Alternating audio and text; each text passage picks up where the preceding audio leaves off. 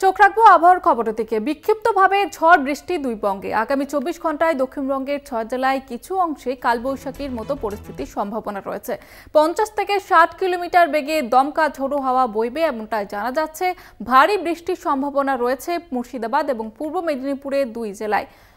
উত্তরবঙ্গের বৃষ্টির তীব্রতা অনেকটাই কম থাকবে, বজ্রপাতের আশঙ্কা থাকবে। মঙ্গলবার থেকে বৃষ্টি বাকি জেলাতেও 40 থেকে 50 কিলোমিটার গতিবেগে দমকা হাওয়ার সঙ্গে বজ্রবিদ্যুৎ সহ বৃষ্টি হওয়ার সম্ভাবনা রয়েছে।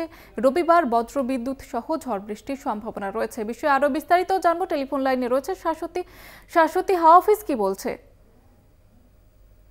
ঝড় বৃষ্টির পূর্বাভাস দিচ্ছে আলিপুর আবহাওয়া দপ্তর।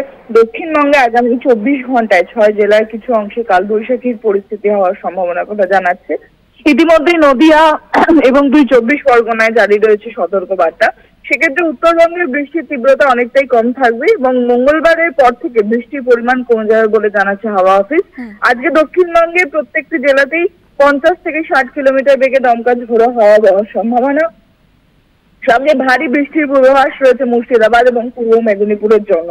এছাড়াও বীরভূম, নদিয়া, পূর্ব মেদিনীপুর এবং 24 পরগনাতে ভারী বৃষ্টির সঙ্গে কালবৈশাখীর পূর্বাভাস দিচ্ছে হাওয়া অফিস এবং হাওয়ার গতিবেগ প্রায় 50 থেকে 60 কিলোমিটার বেগে বইতে পারে বলেও জানা যাচ্ছে। রবিবারের পর থেকে বৃষ্টির তোড় কমবে এবং মঙ্গলবারের পর থেকে দক্ষিণবঙ্গ সহ উত্তরবঙ্গের সর্বত্র থেকে বৃষ্টির সরে যাওয়ার সম্ভাবনা কথা দিচ্ছে আলিপুর আবহাওয়া দপ্তর। ধন্যবাদ জানাবো শাশ্বতী।